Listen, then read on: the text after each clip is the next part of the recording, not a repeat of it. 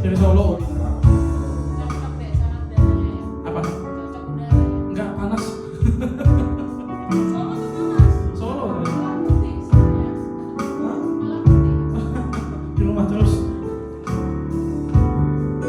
Ya, kita mulai ya. Shalom Bapak Ibu semuanya. Puji Tuhan. Ada sukacita sore hari ini, amin. Saya percaya seberapapun kita yang ada, kita percaya Tuhan ada bersama-sama dengan kita tempat ini. Tidak peduli kiri kanan kita berapapun jumlahnya, kita mau kasih yang terbaik buat Tuhan.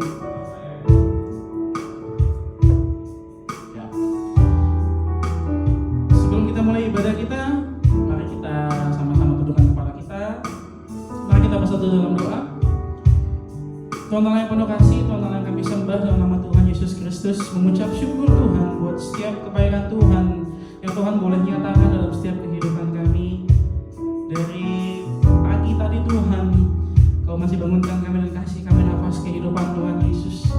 Hingga Kau tibakan kami di tempat ini Tuhan, kami percaya itu semua bukan karena kuat dan gagah kami Tuhan Yesus, namun itu semua hanya karena kasih karunia-Mu atas setiap kami. Terima kasih Tuhan, lewat pengorbanan-Mu di kayu salib Tuhan Yesus, kami boleh hidup Tuhan, dan kami boleh ada sampai dengan hari ini Tuhan Yesus, sehingga kami boleh menyongsong Bapa masa depan terbaik yang Tuhan telah janjikan buat setiap kami. Dan kami mengucap syukur Tuhan buat kebaikan-Mu Bapa, buat kematian-Mu, dan kami mengucap syukur Tuhan, kami bersukacita buat kebangkitan-Mu Tuhan. Kau telah kalahkan maut Tuhan buat setiap kami. Kami dulu gak layak Tuhan, tapi kini Kau layakkan setiap kami Tuhan Yesus. Tuhan, di sore hari ini Bapa, kami kembali lagi datang ke hadirat-Mu Tuhan Yesus. Kami mau bawa setiap penyembahan kami Tuhan, kami bawa setiap hidup kami Bapa. Biarlah Tuhan apa yang kami lakukan sore hari ini Bapa, setiap penyembahan kami Tuhan Yesus ini bukan menjadi sebuah rutinitas buat setiap kami Tuhan Yesus, tapi semata-mata karena kami juga cinta kepada-Mu Tuhan Yesus. Inilah wujud kami Bapa, perwujudan kami Tuhan, ketika kami bilang kami cinta sama Tuhan. Ini kami datang Bapak kembali ke hadirat-Mu Tuhan Yesus. Kami mau kasih seluruh hidup kami Bapak. Kami gak mau pedulikan kiri kanan kami Tuhan Yesus. Kami hanya mau fokus sama Tuhan di sore hari ini. Oleh karena itu Tuhan, kami mau mengundang Roh Kudus. Kami mau mengundang Kau Tuhan, mengundang Kau Bapak. Mari hadir di tempat ini Tuhan, menjamah setiap hati kami Tuhan. Pribadi lepas pribadi, tidak ada satupun yang terlewat dari tempat ini. Dan tempat ini juga Tuhan Kau penuhi dengan urapan kuasa dari darah-Mu Tuhan Yesus. Penuhi ruangan ini dengan damai sejahtera-Mu Tuhan Yesus, dengan urapan-Mu Bapak dari depan, belakang, kiri, kanan, lantai 1, lantai 2 Tuhan Yesus. Bahkan seluruh lingkungan kami tempat ini Tuhan boleh merasakan hadirat Tuhan nyata bersama-sama dengan kami di tempat ini. Dan kami mengucap syukur Tuhan buat semuanya Tuhan, buat ibadah kami Tuhan Yesus. Tapi Tuhan, kami minta ampun buat setiap pelanggaran dan dosa yang kami lakukan Tuhan Yesus.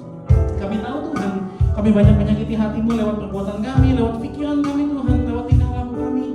Kami minta ampun Tuhan karena kami gak mau dosa itu menghalangi kami berjumpa pribadi lepas pribadi dengan-Mu di sore hari ini Tuhan. Mari Tuhan bekerjalah secara penuh. Mari Roh Kudus, kami bebaskan Kau bekerja secara penuh di tempat ini, mengawal setiap ibadah kami ini, mengurapi setiap kami, memenuhi setiap kami dengan damai sejahtera-Mu dan sukacita-Mu. Terima kasih Tuhan, kami mau serahkan seluruh kegiatan ibadah kami ini hanya dalam tangan pengasihan-Mu Tuhan Yesus. Sembunyikan kami di balik salib-Mu Tuhan. Biarlah Engkau saja yang kami muliakan, kami tinggikan di sore hari ini. Makasih Tuhan, makasih Yesus. Ini kami Bapak, anak-anak. Mari Bapak Ibu, saya undang kita semua untuk angkat setiap pujian kita, angkat rasa syukur kita. Mari mengucapkan syukur.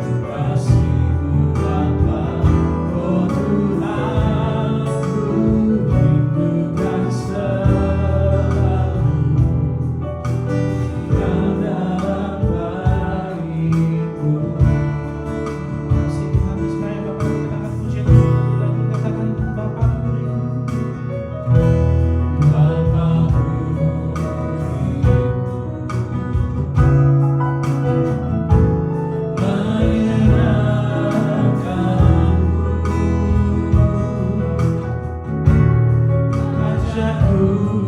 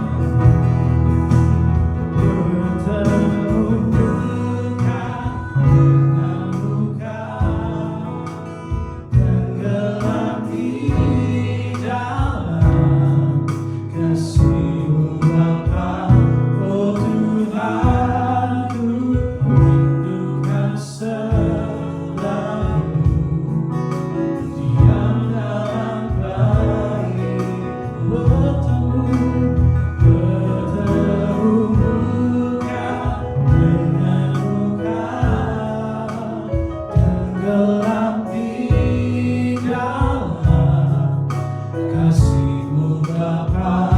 Oh Tuhan, ku rindukan selalu diam dalam kasih. Oh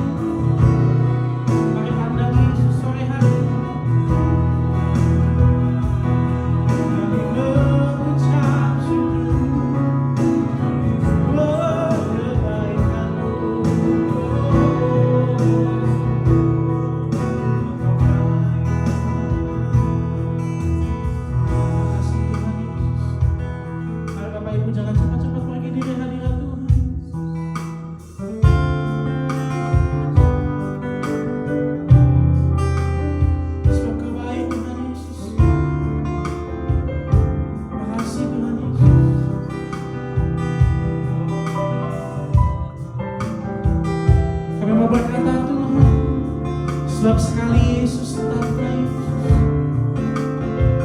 Harapan setiap kami gak akan pernah hilang. Harapan di dalam kami gantungkan harapan kami.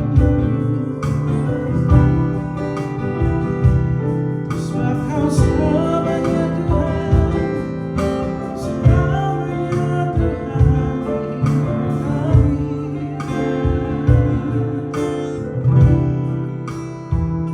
Kasih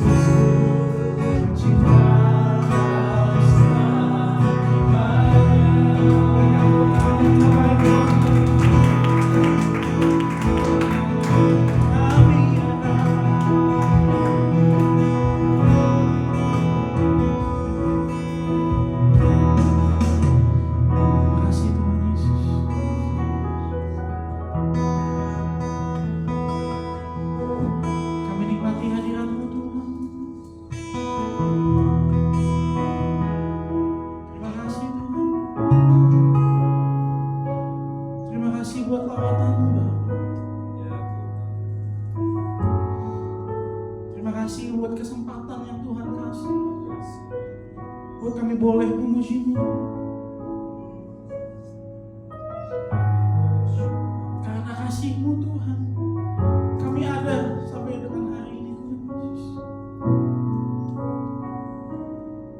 Kami cinta Kau Tuhan. Kami cinta Kau Tuhan Yesus. Kami gak mampu tanpa kasih-Mu. Kami gak mampu tanpa hadirat-Mu. Kami gak mampu Tuhan di luar Engkau Tuhan Yesus.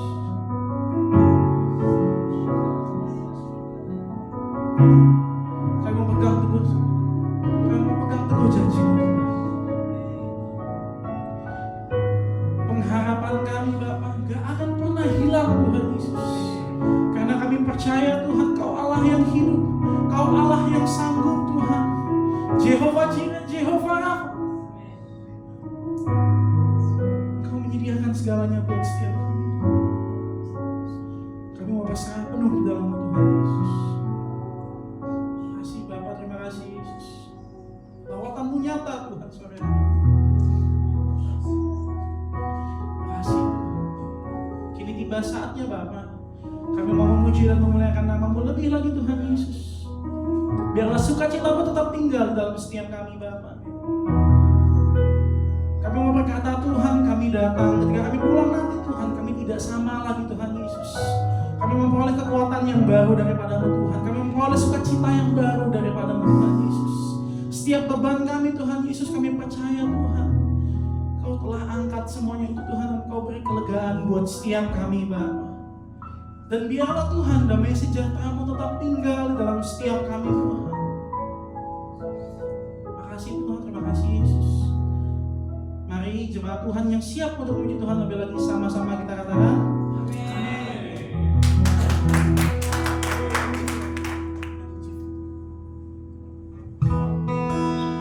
ada sukacita sore hari ini, amin.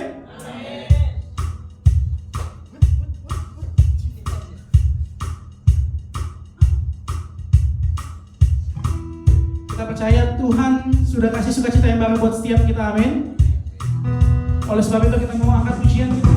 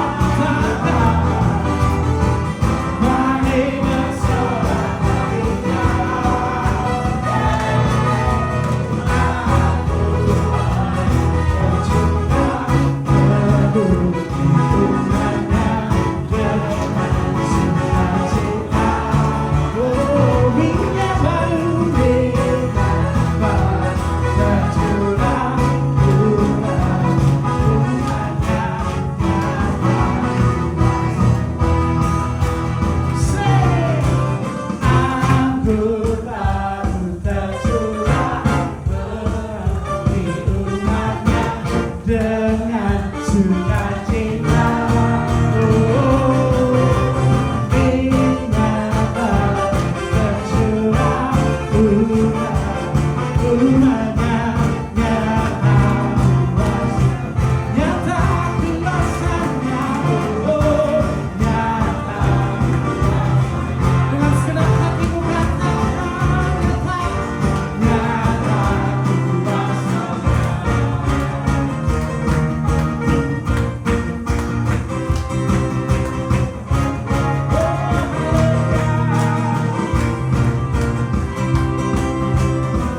Beri tepuk tangan buat Allah kita.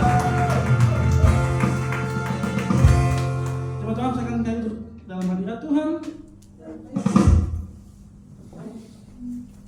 Kini tiba saatnya kita akan masuk lebih dalam lagi dalam pemberitaan firman Tuhan.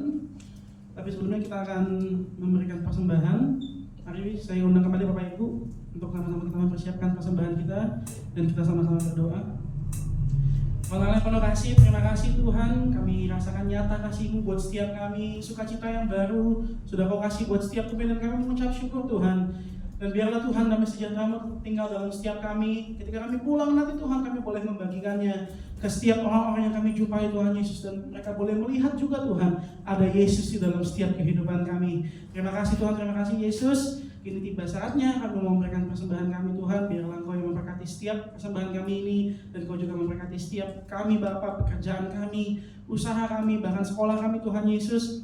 Tidak ada Tuhan satupun yang terlewatkan Bapa, dan semuanya boleh berhasil Tuhan oleh karena kehendak-Mu Tuhan Yesus. Terima kasih Tuhan, terima kasih Yesus. Biarlah Tuhan persembahan kami ini boleh menjadi persembahan yang harum dan berkenan kepada-Mu Tuhan Yesus, untuk memperluas kerajaan-Mu tempat ini.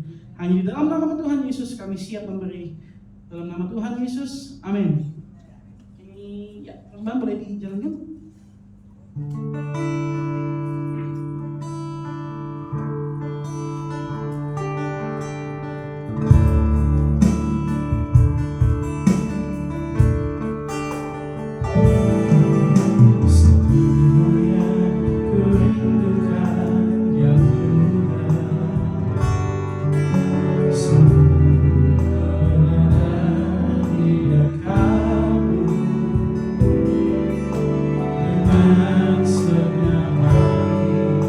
Dengan senang jiwa ku menanti dihadapanmu. Satu hal yang kami rindu, satu hal yang ku rindukan, yang Tuhan senang berada di dekatmu. Dengan senang hati, dengan senang jiwa ku menanti dihadapanmu. Lebih dalam lagi cinta-Mu Tuhan, ku berikan segala yang ada. Lebih dalam lagi ku cinta Yesus, ku mengasihi-Mu. Kepada Bapak Pak Gani boleh menyumbangkan kesaksiannya. Mungkin tadi kan diminta sama Bapak Gembala ya, mungkin boleh menyampaikan ketika sempat saya dengar kecelakaannya. Mungkin boleh iya disaksikan kebaikan Tuhan.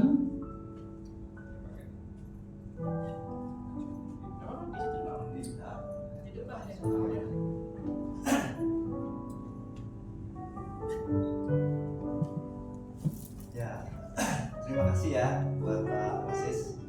Jadi ini baru pertama kali saya di sini. Jadi kalau kesaksian saya waktu itu, saya dari Semarang ingin menuju ke Surabaya karena besok harinya saya ada meeting dengan perusahaan yang cukup besar di Surabaya yang punya cabang sampai ke Banyuwangi. Saya begitu antusias, kemudian tepat tepatnya tanggal 14 Februari. Itu hari kasih sayang ya. Dan ternyata Tuhan itu sayang banget sama saya. Dalam perjalanan saya dari Semarang itu kurang lebih jam 2 siang itu tidak ada hujan. Itu saya masih mengemudikan sampai begitu masukin di Sragen itu mulai gerimis. Saya bawa mobil begitu semangat, saat itu masih ada di 110 km, 120 km per jam. Dan kondisi tol saat itu sepi. Pada saat saya sedang mengemudi, tiba-tiba saya ada di sebelah kiri, itu saya baca pas masuk ke dalam Ngawi ya, perbatasan setelah Sragen. Hati-hati angin kencang dari arah kiri.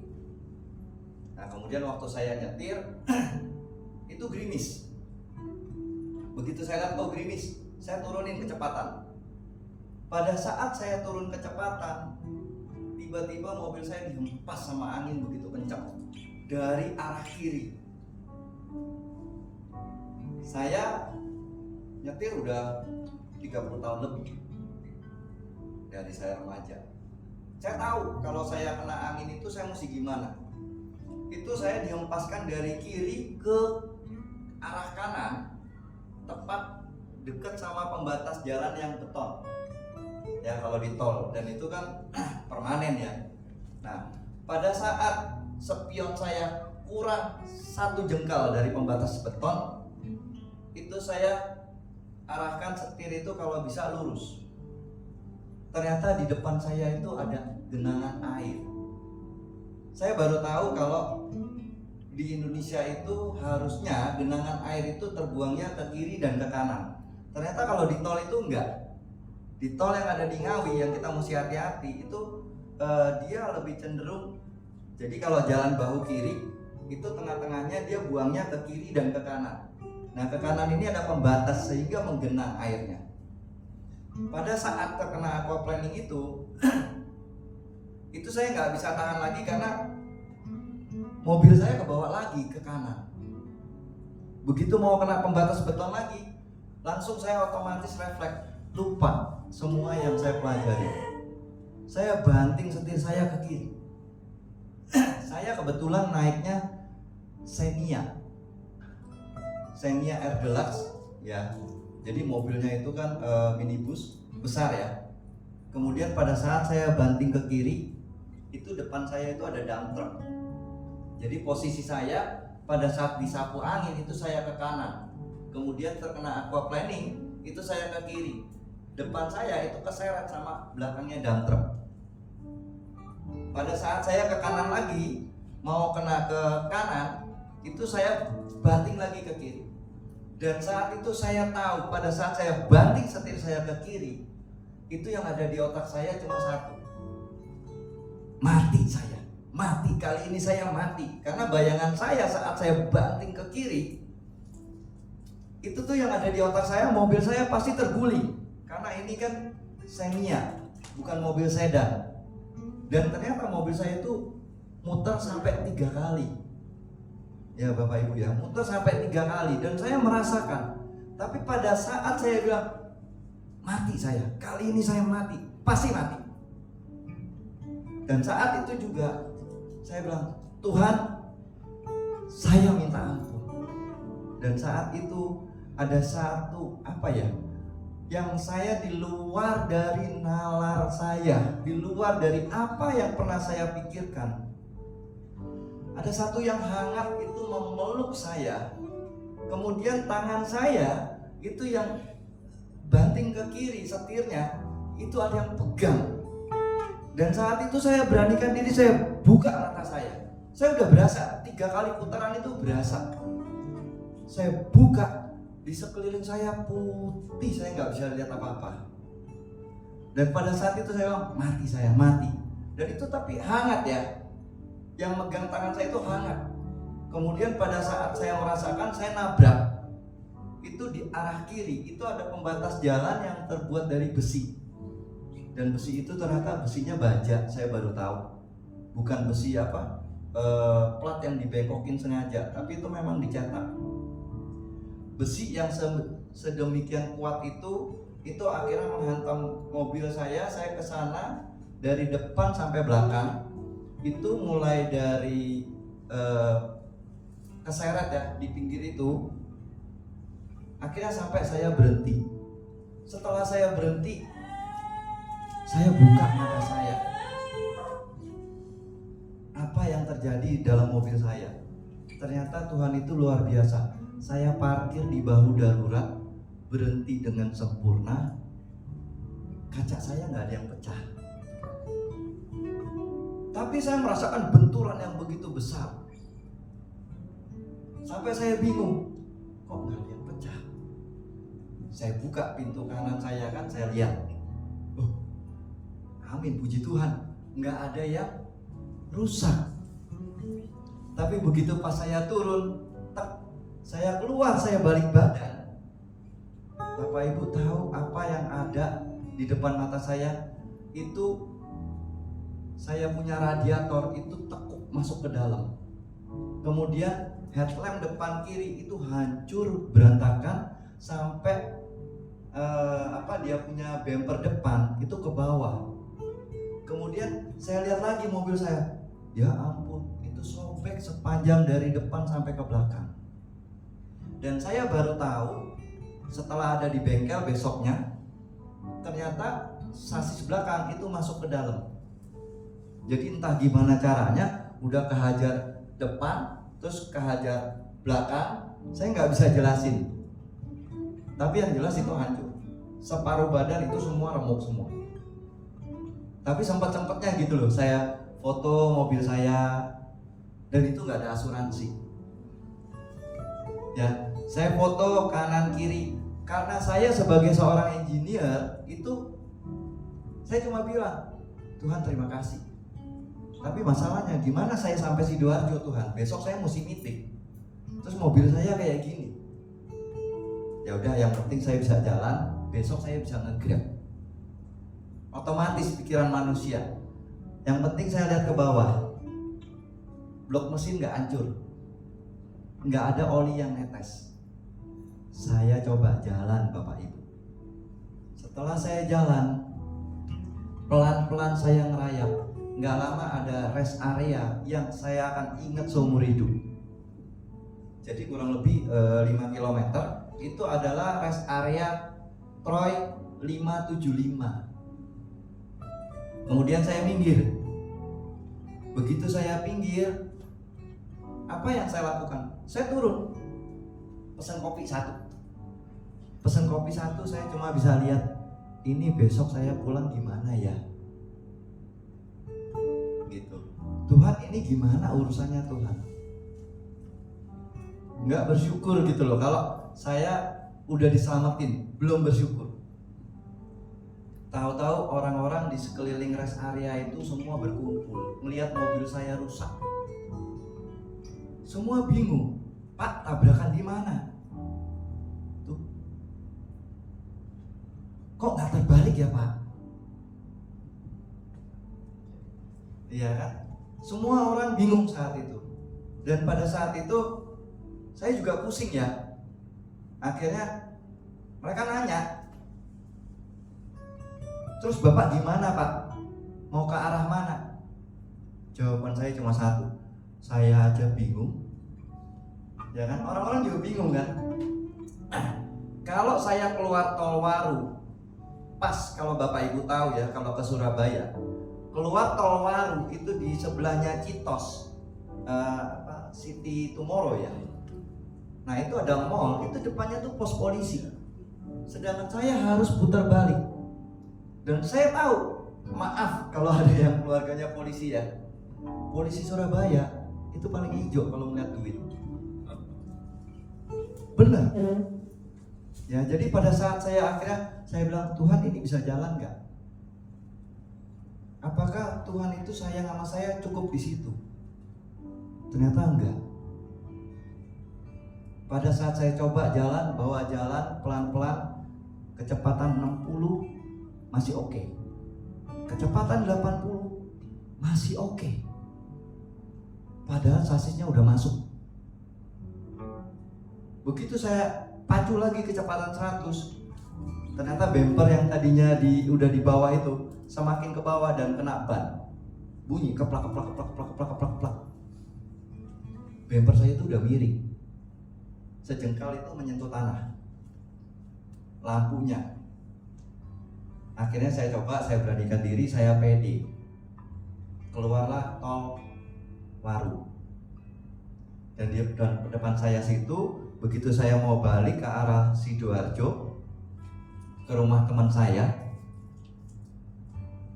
itu polisi ada di bundaran. Itu semua keluar liatin mobil saya, tapi nggak ada satu polisi yang ngetok. Luar biasa ya buat Tuhan ya. Apa cukup sampai di situ? Ternyata enggak. Saya masih pusing, besok saya mesti pakai apa. Saya parkir mobil saya, teman saya langsung ngubungin bengkel langsung datang, langsung lihat. Kemudian sore itu juga langsung mobil saya dibawa. Di saat saya bingung, saya bilang, Tuhan, ini saya besok ada meeting. Nggak taunya teman saya bilang, saya punya mobil nganggur 1. Ternyata itu mobilnya disiapin. Datang malam itu juga. Besoknya saya meeting naik Innova, lebih bergengsi. Ya, ketemu sama ownernya pula. Gitu. Nah, saya bilang Tuhan ini sangat baik. Dan saya juga tahu satu hal, saya nggak punya asuransi. Tuhan, biayanya bagaimana? Karena ini mobil pribadi, walaupun saya kerja sama orang, saya nggak dikasih inventaris, tapi totalitas. Dan mobil saya nggak diganti. Berapa biaya yang dikeluarkan? Itu hampir 18 juta. Karena dari depan sampai belakang ringsek semua, dipres 10 hari. Sampai-sampai saya begitu pas sudah dikasih mobil Innova, dikasih tahu mobilnya nggak dipakai, nganggur, bawa aja ke Semarang. Saya bilang nggak mau, mobil kamu boros, karena Innovanya bensin. Ya, sepulang meeting saya puji Tuhan, saya terima kasih sama Tuhan. Akhirnya saya balik ke Semarang, itu naik kereta. Begitu saya udah balik ke Semarang naik kereta,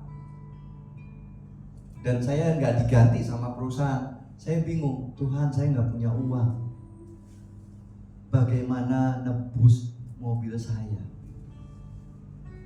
10 hari berjalan, kemudian saya ngomong sama bos saya pakai uang tagihan untuk melunasi mobil saya supaya bisa keluar.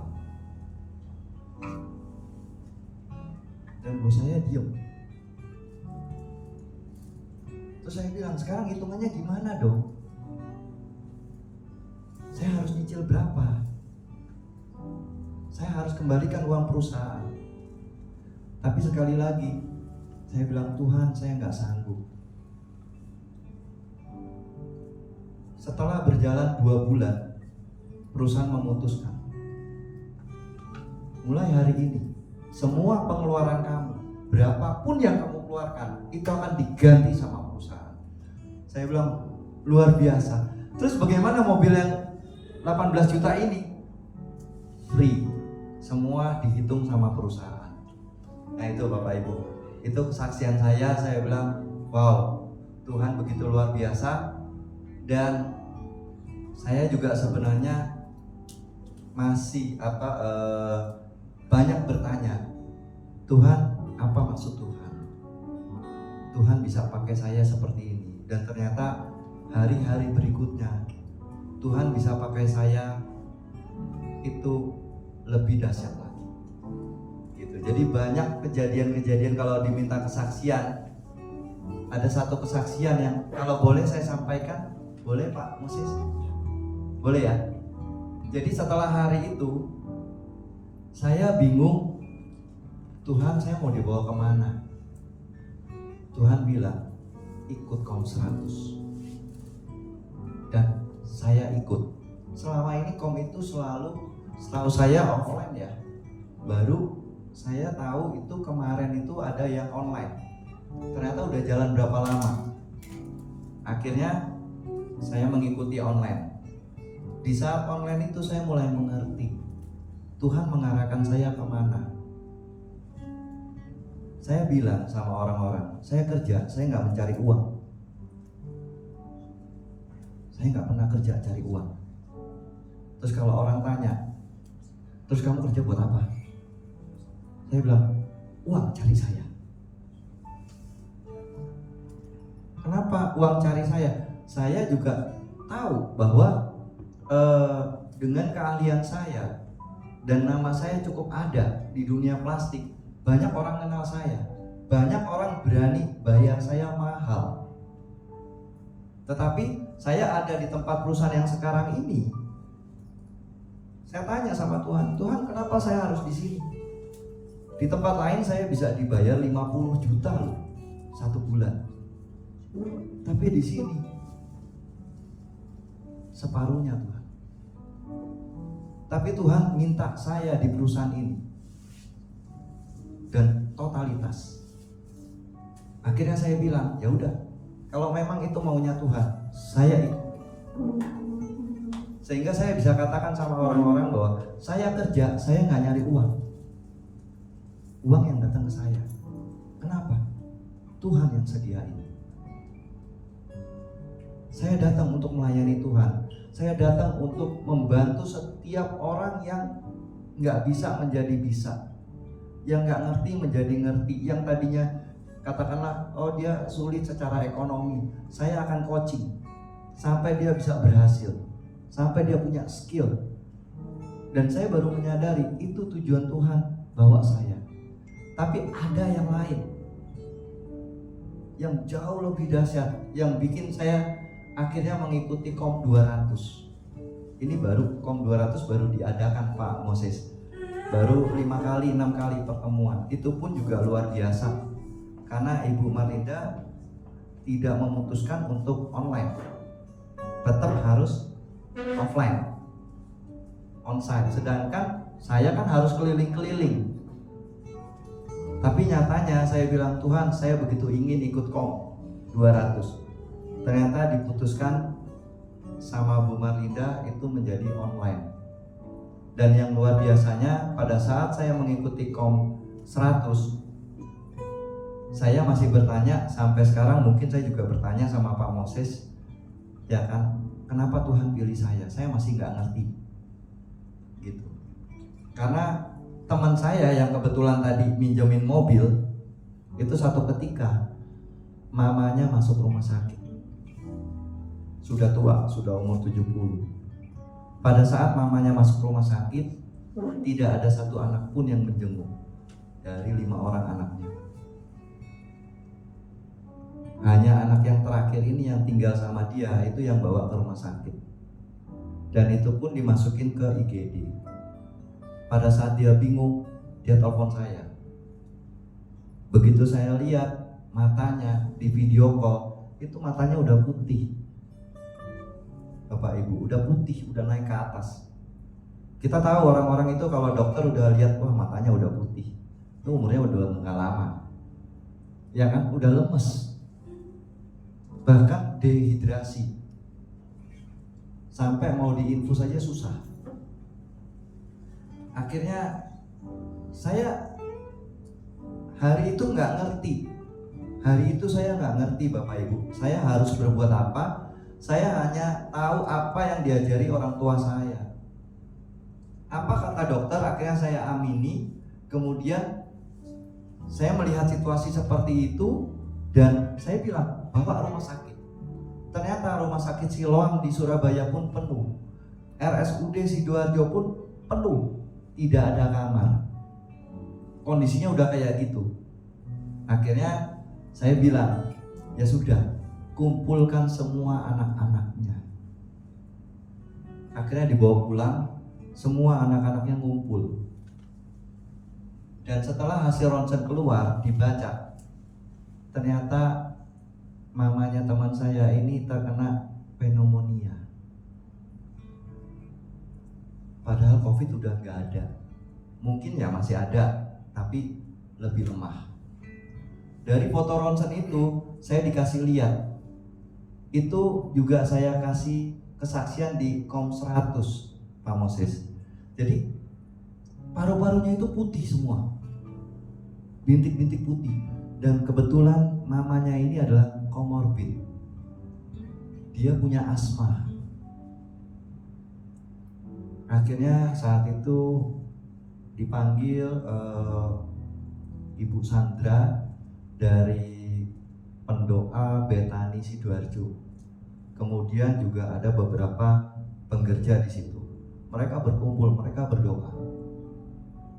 Sementara saya ada di Semarang. Tuhan menggerakkan hati saya. Kamu doa. Saya bilang, Tuhan, saya ini siapa? Saya kotor, saya hina. Saya bukan orang benar, Tuhan.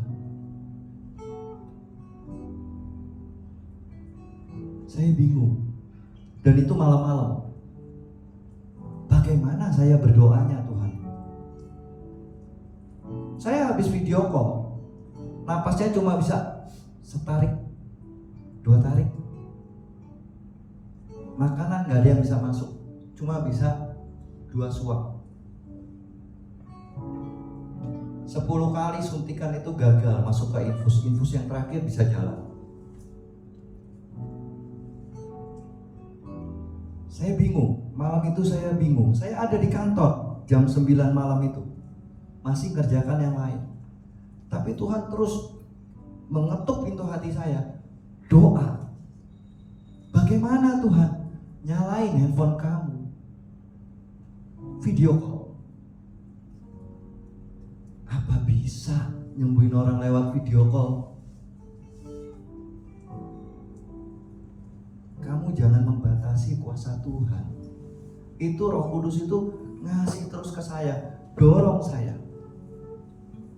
Setengah percaya nggak percaya, jujur. Tapi saya bilang, Tuhan, kalau ini memang keinginanmu, terjadilah.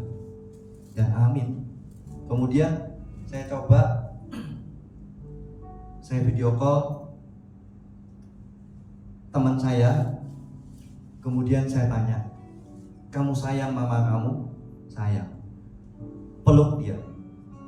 Begitu lagi dipeluk, yang satu tangannya pegang handphone, video call.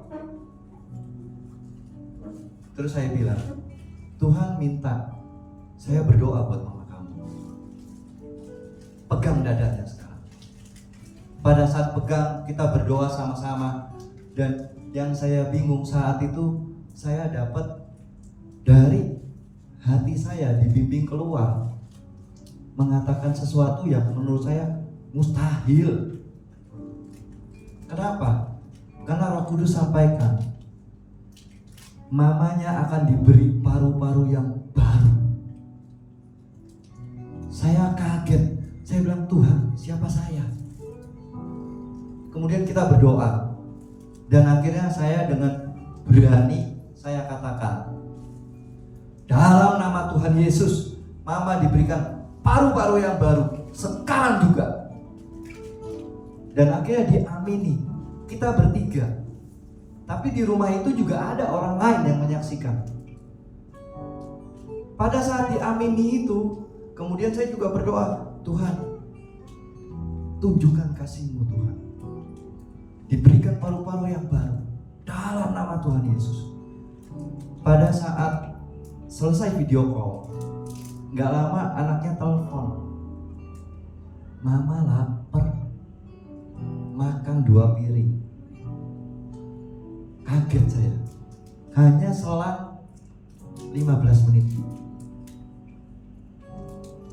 Saya bilang, gimana mama? Dia telepon lagi, mendingan. Mendingannya gimana? Habis doa, itu dia langsung tarik napas dalam-dalam. Langsung semuanya lega. Saya sampai nggak percaya juga. Terus saya bilang, bawa ke rumah sakit, ronsen lagi. Tapi akhirnya tunggu 2-3 hari. Oke, kita tunggu. Begitu dibawa ke rumah sakit Siloam, di ronsen ulang, dokternya bengong. Kenapa? Paru-paru yang ada bintik putih itu banyak hitam, Bapak Ibu. Hitam, paru-parunya itu seperti baru. Dokter itu nanya, Mama dibawa kemana? Dokternya siapa? Kita mau tahu. Ya, itu saya bilang, wow, itu luar biasa. Saya juga kaget. Akhirnya saya dikasih lihat foto ronsennya, dan itu juga saya bagikan waktu di Kom 100. Dan ajaibnya, ternyata itu benar-benar paru-paru yang baru. Kenapa? Karena mama yang biasa pakai inhaler, biasa pakai uap, sampai sekarang, kemarin saya datang, itu nggak pakai, udah mau 1 tahun, nggak pakai sama sekali inhaler, nggak pakai sama sekali diuap.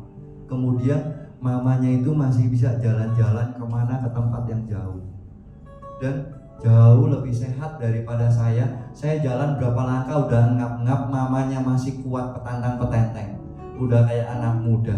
Luar biasa. Jadi pekerjaan untuk Tuhan. Ya, itu yang bisa saya kasih. Jadi intinya sih kalau saya bilang, saya bukan orang benar, tapi puji Tuhan, Tuhan ternyata bisa pakai saya. Dan saya bilang, Tuhan, saya jadi ketagihan. Saya mau terus melayani Tuhan.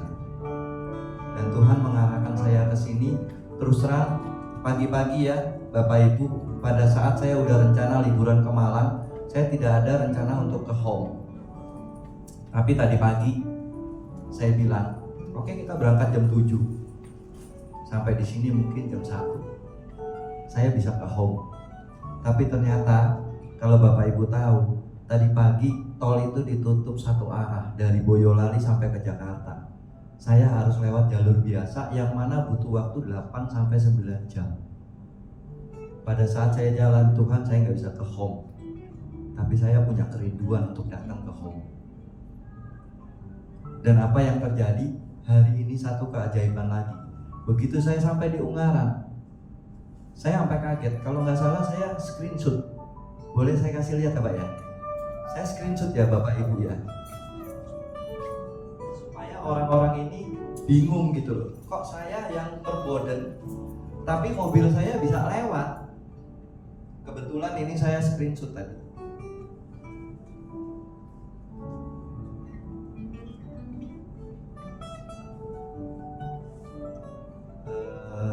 Sebentar ya. Ini ada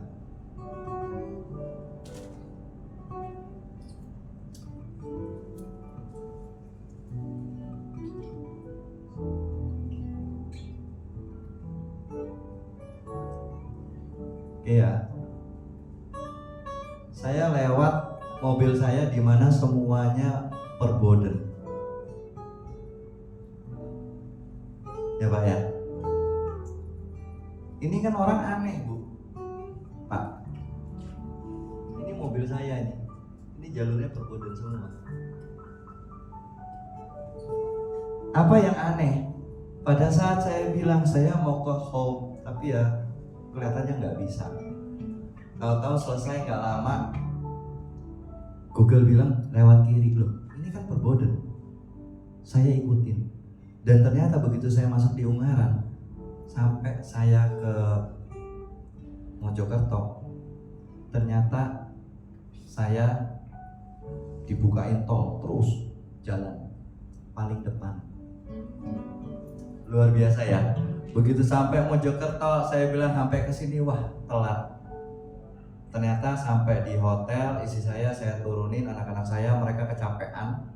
Karena ternyata lewat Mojokerto itu, saya baru tahu ya, batu itu naik lewat Pacet itu. Terus mobil saya nggak kuat, ya penggerak roda depan nggak kuat nanjak sampai AC dimatiin. Nah kemudian begitu sampai sini, saya masih bilang, wah Tuhan kalau kesini masih keburu, masih ada setengah jam lagi nanti sebelum acara dimulai. Ternyata enggak, Tuhan nggak kasih itu. Tuhan kasih saya datang pas berapa menit sebelum dimulai. Ya, terima kasih semua.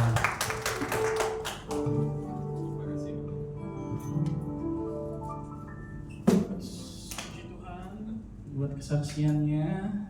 Saya sempat jadi merinding disco ya, karena memang ya banyak hal memang Tuhan kasih lihat kita tuh bukan sama orang-orang yang mungkin di luar dari apa yang kita pikirkan. Mungkin buat orang lain itu kelihatan mustahil, tapi waktu Tuhan bilang ya jalan, ya Tuhan maunya gitu, ya pasti ada jalannya. Puji Tuhan, makasih Om buat kesaksiannya, jadi berkat sekali buat kita semua.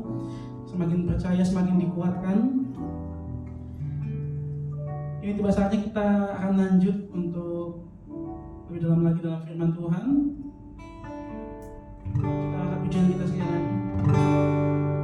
Satu hal yang ku rindukan ya Tuhan, selalu berada di dekatmu,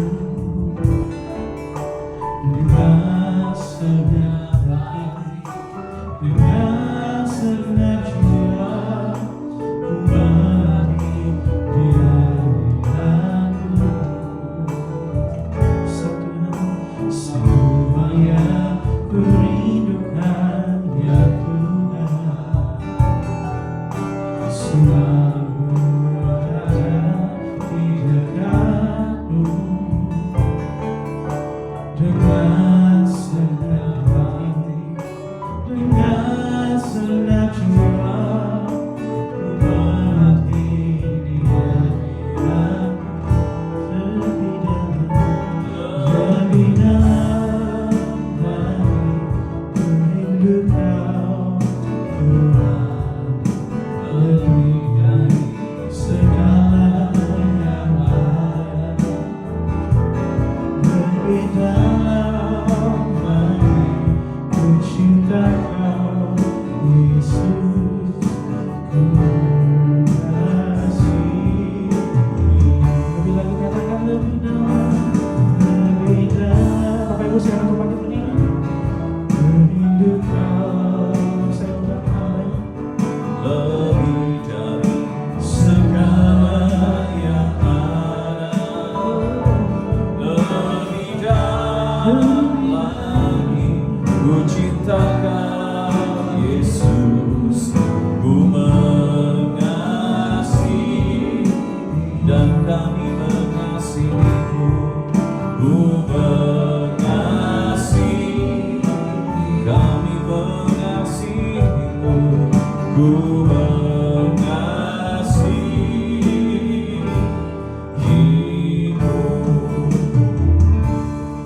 Biar kasih kami kepada Tuhan semakin hari semakin dalam, sebab Engkau lebih dulu mengasihi setiap kami. Bahkan Kau lebih dulu memberikan segalanya yang terbaik dalam hidup kami. Bahkan nyawa-Mu Kau berikan buat setiap kami. Itulah Engkau ya Tuhan, Engkau begitu sangat mengasihi dan memperhatikan, memperdulikan, serta selalu ada bersama dengan kami dan tidak pernah meninggalkan kami. Karena itu kami bersyukur buat sore hari ini. Ini waktunya Tuhan berbicara buat setiap kami, menyampaikan pesan-pesan-Mu bagi kami semua. Urapi hamba-Mu, urapi kami semua. Dalam nama Yesus kami mengucap syukur. Haleluya. Amin. Silakan duduk Bapak Ibu terkasih. Puji Tuhan. Kita tadi sudah diberkati dengan kesaksian dari Pak Gani. Sekitar jam 11 siang tadi saya di WA.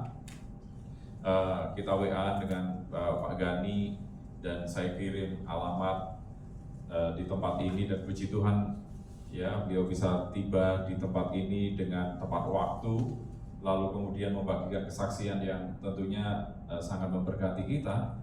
Pak Gani nyata bahwa Tuhan yang kita sembah itu Tuhan yang menyertai dalam sepanjang perjalanan kehidupan kita. Sebab itu kita nggak perlu takut dimanapun kita berada, ada Tuhan bersama-sama dengan kita. Itu terbukti tadi ya, ada tangan yang tidak terlihat yang mengendalikan ya, ikut mengendalikan Pak Gani, sehingga walaupun mobil itu terbentur dengan keras tapi nggak kebalik ya. Dan satu hal yang luar biasa, Tuhan meluputkan dari malapetaka itu. Dan bahkan belum sampai di situ, Tuhan terus nyatakan kemuliaan dan kemahakuasaannya atas Pak Gani, sehingga Tuhan pakai dia menjadi alatnya untuk menyatakan kemuliaan Tuhan buat orang lain juga.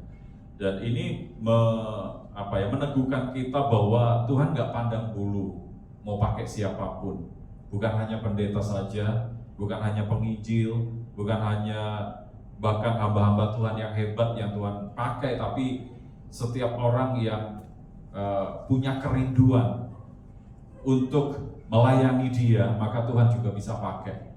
Bahkan Tuhan juga bisa pakai Pak Heri, Bulia, kita semua yang ada di tempat ini. Nah, saya nggak akan lama karena kita juga akan masuk dalam perjamuan kudus.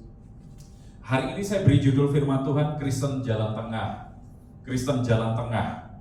Nah, kalau kita bicara soal jalan tengah, itu artinya orang-orang yang tidak terlalu menetapkan pilihan kiri atau kanan gitu ya. Kiri atau kanan. Nah, ini bahaya kalau kita ada di sebuah jalan, lalu kita nggak ambil lajur kanan atau lajur kiri, tapi di tengah-tengah, itu membahayakan. Ya, Pak Gani ini yang sering pulang pergi gitu ya, dari Jakarta, Semarang, lalu ke area sini. Itu pasti tahu ya, kalau kita jalan, jangankan di tol, di jalan biasa, itu di tengah-tengahnya kan ada garis ya. Lalu kita sengaja jalan di tengah-tengah, itu bahaya sekali gitu kan, membahayakan. Nah, kekristenan yang berada di jalan tengah itu juga sangat membahayakan, karena kiri enggak, kanan enggak gitu kan, kudus enggak, jahat juga enggak, di tengah-tengahnya. Dan Tuhan nggak mau kita ada di jalan tengah itu. Makanya Tuhan berpesan ke jemaat yang ada di Laodikia pada waktu itu. Dalam Wahyu 3 ayat 16, saya bacakan buat kita.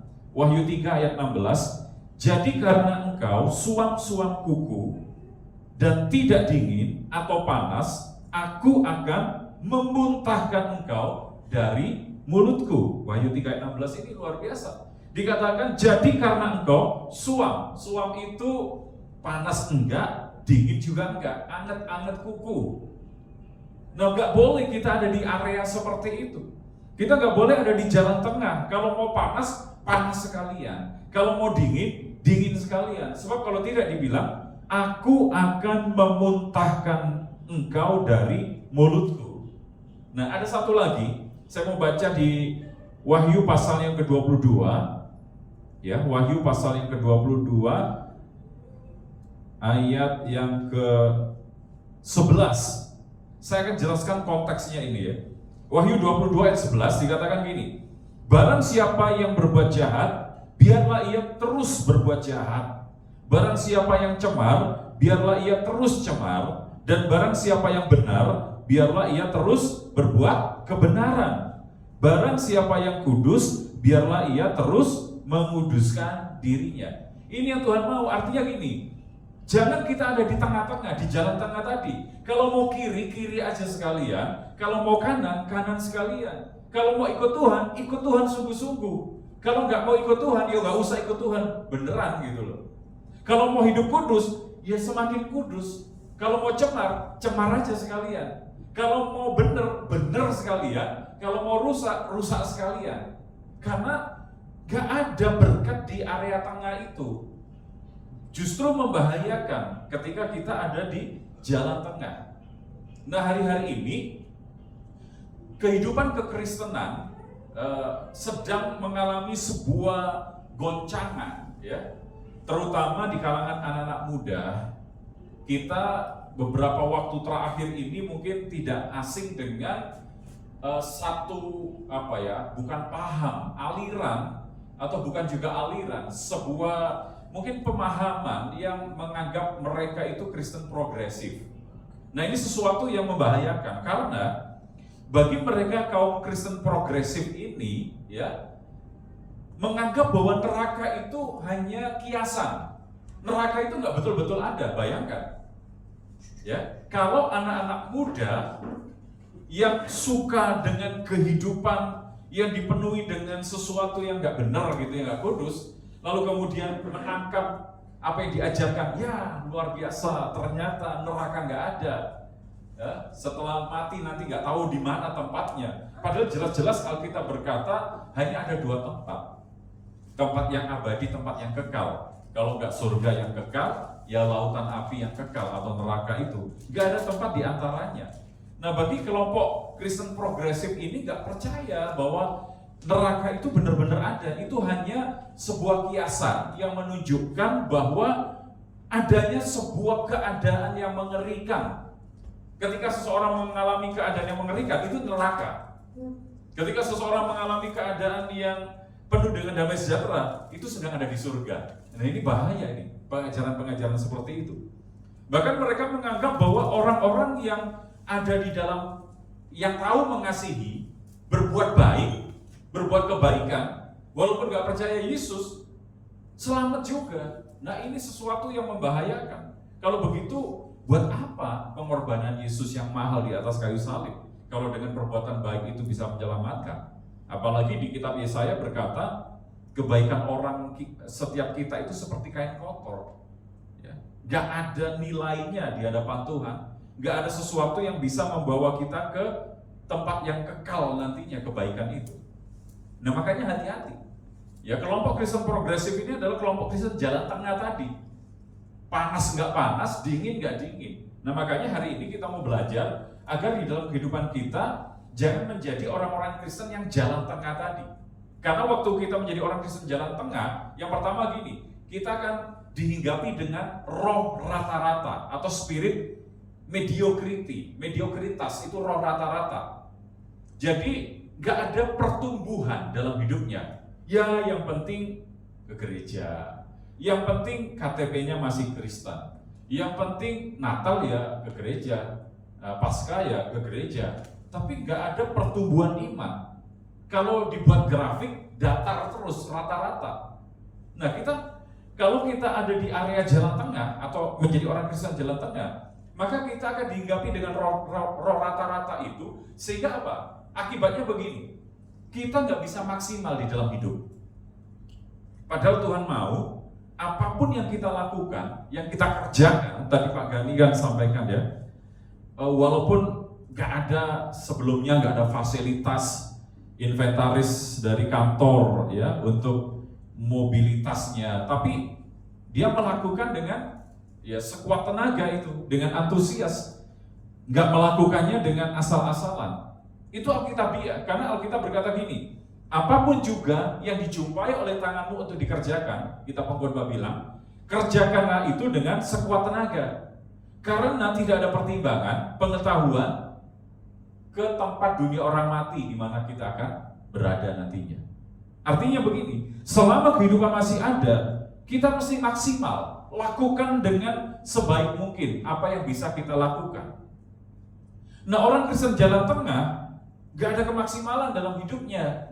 Karena ada di area rata-rata tadi, ya, melakukan apapun ya sekedarnya, melakukan segala sesuatu asal-asalan, melakukan segala sesuatu sebisa mungkin gitu. Padahal gini, Tuhan mau semua potensi, semua kemampuan, semua apa yang Tuhan telah berikan itu coba kita kerahkan untuk kita bisa mengalami kemaksimalan di dalam kehidupan. Kalau kita belajar firman Tuhan tentang dosa, ya, salah satu pengertian dosa itu begini: ketika kita tidak mengalami kemaksimalan seperti yang Tuhan mau, itu dosa. Jadi banyak orang mempersempit pengertian dosa dengan berkata yang membunuh, mencuri, itu perbuatan-perbuatan dosa.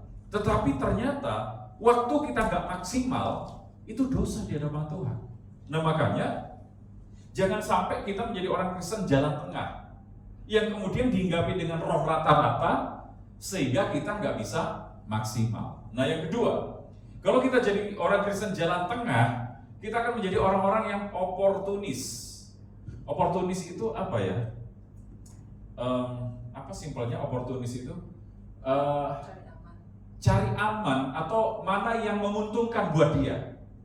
Mana yang menguntungkan buat dia. Akibatnya apa? Orang yang seperti itu nggak ajak, ya, nggak punya satu ketetapan hati. Ya seperti tadi, kalau orang yang berkendara di tengah-tengah itu kan cari posisi nyaman buat dia. Kalau dia bisa ke kanan, akhirnya dia akan ke kanan. Kalau itu menguntungkan dia. Kalau akhirnya dia bisa ke kiri, ya ke kiri. Kalau dia untung di kiri itu. Jadi orang Kristen jalan tengah itu oportunis. Mana yang menguntungkan buat dia, mana yang menyenangkan buat dia. Kalau firman itu nggak enak di telinganya, ya dianggap itu nyerang dia secara personal atau secara pribadi. Kalau dianggap perintah Tuhan itu berat buat dia, ya dia nggak mau melakukan. Yang dia lakukan adalah yang menyukakan dia aja, yang menyenangkan dia. Jadi orang-orang yang seperti ini, orang Kristen yang oportunis, itu akan comot-comot Alkitab, ya, ambil ayat-ayat yang sukanya dia aja. Tapi yang nggak dia sukai, itu nggak dilakukan. Padahal Alkitab ini adalah firman yang sepenuhnya kita mesti ikuti, yang sepenuhnya kita mesti taati. Gak boleh pilih-pilih, yang ini gak cocok buat saya, ini cocoknya buat si A, ini cocoknya buat si B, ini cocoknya buat ini dan itu. Tetapi hari ini kita mau belajar, jangan kita jadi orang Kristen jalan tengah. Orang Kristen jalan tengah adalah orang Kristen yang oportunis, cari aman, cari kesempatan, cari nyaman. Ya, mana yang menyukakan dia, yang membuat dia aman, yang membuat dia untung, ya itu yang akan diambil. Akibatnya orang seperti itu nggak punya keteguhan, ketetapan hati, nggak ajak orangnya. Nah, yang ketiga, yang terakhir, orang Kristen jalan tengah itu cenderung kompromi akhirnya. Kompromi karena apa? Nggak punya prinsip. Ya, orang yang nggak panas juga nggak dingin, suam-suam kuku, ada di area hitam juga nggak hitam, putih juga nggak putih, area abu-abu. Itu akhirnya apa? Gampang kompromi. Ini sama seperti tadi oportunis, mirip sebetulnya. Kompromi ini bahaya. Ya, hari-hari ini banyak orang yang mengatasnamakan pluralisme atau pluralis, ya, atau mengatasnamakan keberagaman, ya, atau apalah gitu ya. Itu ternyata pada akhirnya kompromi. Ya, kita kan nggak boleh. Kalau prinsipnya firman Tuhan kan, apa yang salah ya nyatakanlah yang salah itu, apa yang benar nyatakan yang benar. Kita nggak boleh kompromi dengan salah, nggak boleh kompromi dengan sesuatu yang nggak alkitabiah. Nah, orang-orang yang menjunjung tinggi toleransi katanya atau pluralisme katanya, cenderung akan kompromi dengan segala sesuatu untuk menyenangkan pihak lain supaya pihak itu nggak tersinggung. Ya, contoh aja. Ada orang-orang yang masih berpegang pada adat istiadat tertentu. Jadi kalau nggak dilakukan, nanti takut itu melukai hati orang lain, sehingga akibatnya kita yang punya prinsip firman Tuhan mengorbankan itu untuk apa? Untuk kompromi dengan sesuatu yang salah. Kompromi dengan sesuatu yang nggak benar. Padahal firman Tuhan ini adalah hukum tertinggi.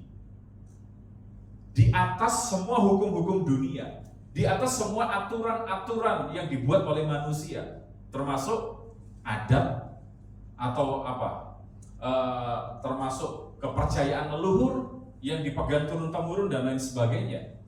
Ya, apalagi ada orang-orang kejawen itu kan masih berpegang teguh dengan weton-weton, hari-hari baik, tanggal-tanggal baik.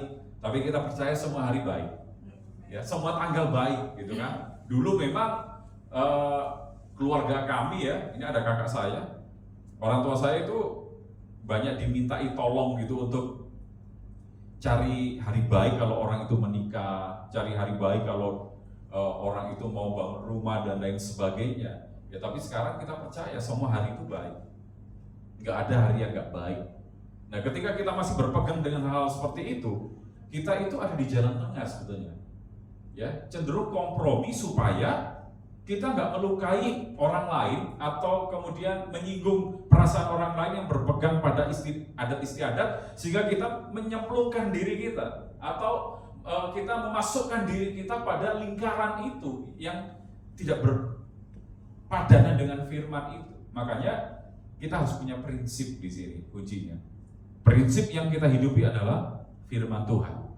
Kalau firman Tuhan berkata jangan, ya jangan lakukan. Walaupun masyarakat secara umum memandang hal itu baik, tapi kalau firman Tuhan berkata itu salah, ya kita harus punya prinsip, jangan lakukan, itu salah. Ya. Kalau firman Tuhan berkata tidak, ya, atau jangan, ya kita harus punya prinsip itu. Walaupun adat atau kepercayaan leluhur berkata harus melakukan ini, itu, dan lain sebagainya, kita nggak boleh kompromi dengan hal seperti itu. Jadi ini 3 hal yang coba kita renungkan bersama hari ini. Jangan kita menjadi orang-orang Kristen jalan tengah tadi, ya. Waktu kita menjadi orang Kristen jalan tengah, yang pertama tadi kita dihinggapi roh rata-rata, ya. Kalau kita dihinggapi dengan roh rata-rata, nggak ada kemaksimalan dalam hidup kita. Yang kedua, orang-orang Kristen jalan tengah itu oportunis. Cari aman, cari nyaman, cari kesempatan mana yang menguntungkan dia. Akibatnya membuat orang itu nggak punya ketetapan hati, nggak ajak. Dan yang ketiga, orang Kristen jalan tengah ini pada akhirnya gampang kompromi untuk menjaga pluralisme misalnya, menjaga kebinekaan, menjaga toleransi, menjaga adat istiadat, menjaga hubungan baik dengan orang lain, akhirnya mengorbankan prinsip-prinsip kebenaran dan kompromi dengan hal yang gak benar. Ya, orang yang kompromi ya tentu gak punya lagi prinsip kebenaran yang bersumber dari firman itu. Tapi saya berdoa agar kita yang ada di tempat ini adalah orang-orang Kristen yang terus mengalami pertumbuhan di dalam Tuhan. Amin ya. Bertumbuh di dalam Tuhan. Kalau kita mau kudus, ya kudus sekalian. Kalau kita mau benar, hidup benar sekalian. Karena hari-hari ini itu yang Tuhan mau. Sebab kita tahu tadi ya, kalau orang itu nggak panas, nggak dingin, atau suam-suam kuku, itu dimuntahkan sama Tuhan. Tuhan nggak mau orang-orang Kristen yang ada di jalan tengah. Tapi Tuhan mau kalau kita mau kanan, kanan sekalian. Kalau kita mau kiri, kiri sekalian. Artinya kalau kita mau hidup benar, hiduplah benar sekalian. Ya. Kalau kita mau hidup kudus, semakin hari kita minta kekuatan dari Tuhan untuk Tuhan memampukan kita hidup kudus dan hidup benar sesuai dengan apa yang Tuhan mau. Sehingga kita nggak ada di area tengah tadi, tetapi kita akan menjadi orang-orang yang maksimal, yang pertama. Yang kedua, kita akan menjadi orang-orang yang punya keteguhan hati. Dan yang ketiga, kita akan menjadi orang-orang yang punya prinsip hidup yang kuat dari firman Tuhan. Orang boleh ngomong apa aja, tapi kalau Alkitab berkata tidak atau jangan, kita lebih memilih mengikuti prinsip firman Tuhan itu. Ya, jangan jadi orang Kristen jalan tengah, jalanlah di kiri atau jalanlah di kanan. Artinya, ya pilihlah hari ini. Kalau kita mau hidup benar, hiduplah benar dengan kekuatan Tuhan. Kalau kita mau hidup kudus, hiduplah kudus dengan pertolongan Roh Kudus. Maka Tuhan akan menolong setiap kita. Mari kita berdiri bersama-sama. Kita akan masuk dalam perjamuan kudus. Hari ini perjamuan kudus adalah perjamuan Tuhan sendiri. Setiap kali kita makan roti dan minum anggur ini menjadi sebuah peringatan akan pengorbanan Kristus di atas kayu salib. Ampuni kami Tuhan, mari kita sama-sama minta ampun. Ampuni kami kalau selama ini kami ada di jalan tengah, sehingga membuat kami tidak maksimal karena dihinggapi dengan roh rata-rata. Ampuni kami kalau kami ada di jalan tengah, sehingga membuat kami menjadi orang-orang yang oportunis, cari aman, cari nyaman, cari untung untuk kepentingan sendiri, sehingga membuat kami tidak memiliki keteguhan hati, kami nggak ajak. Dan ampuni kami kalau kami ada di jalan tengah, sehingga membuat setiap kami gampang kompromi dengan sesuatu yang salah, sehingga kami nggak punya prinsip kebenaran yang bersumber dari firman. Tapi hari ini firman-Mu mengajarkan untuk setiap kami benar-benar sungguh-sungguh dengan Tuhan. Kami tidak lagi kompromi, kami tidak lagi setengah-setengah, tapi kami semakin sungguh-sungguh dengan Tuhan. Biar melalui perjamuan kudus ini, Kau meneguhkan hati kami, meneguhkan iman kami, membuat mata kami memandang Engkau sebagai Tuhan satu-satunya yang telah datang ke dalam dunia ini menjadi penebus buat setiap kami. Sekali lagi ampuni dosa dan salah kami, baik dalam pikiran, perkataan, perbuatan, ampuni kami. Kuduskan roti dan anggur, kuduskan kami semua. Mari kita angkat roti di tangan kanan kita.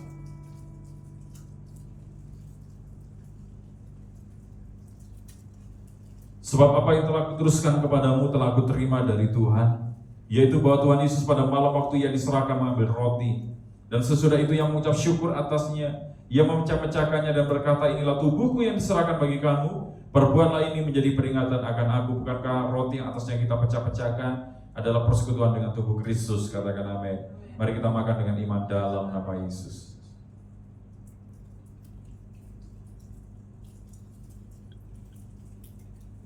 Kita angkat cawan anggur kita di tangan kanan kita. Demikian juga ia mengambil cawan sesudah makan lalu berkata, cawan ini adalah perjanjian baru yang dimateraikan oleh darahku. Perbuatlah ini setiap kali kamu meminumnya menjadi peringatan akan aku. Bukankah cawan anggur yang atasnya kita mengucap syukur adalah persekutuan dengan darah Yesus? Katakan amin. Mari kita minum dengan iman dalam nama Yesus. Terima kasih Tuhan. Mari kita bersyukur. Kami bersyukur Tuhan, sebab Engkau baik Tuhan, dan bahwasanya untuk selamanya kasih setiamu. Terima kasih Tuhan, terima kasih Bapa, terima kasih. Haleluya. Terima kasih Tuhan. Haleluya. Terima kasih Yesusku. Terima kasih Yesusku. Puji syukur hanya bagi Tuhanku. Terima kasih Yesusku. Terima kasih Yesusku. Puji syukur hanya bagi Tuhan. Puji syukur hanya bagi Tuhan. Puji syukur hanya bagi Tuhan.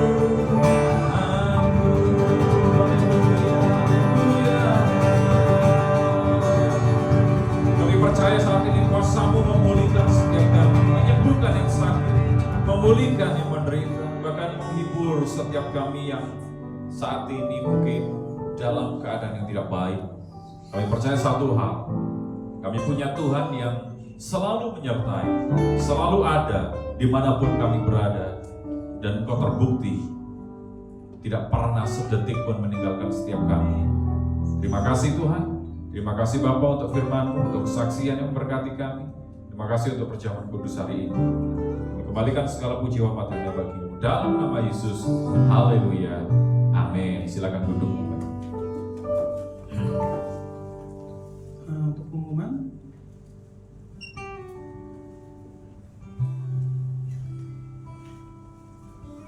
baik, shalom Bapak Ibu. Tidak ada pengumuman yang penting ya. Minggu depan kita kembali berkumpul di tempat ini jam 4 sore. Rencananya ada tamu dari Amerika ya. Jadi Bang Mika tolong disiapin lagu-lagunya. Jadi ada bahasa Inggris. Ya, apa namanya? Ya, tapi kita nggak usah cakung juga kali ya. Kan mereka hanya datang beribadah bersama-sama dengan kita. Puji Tuhan kita menerima mereka.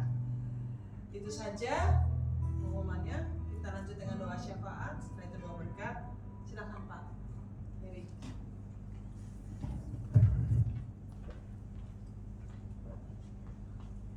Baik Bapak Ibu, kami bangkit berdiri.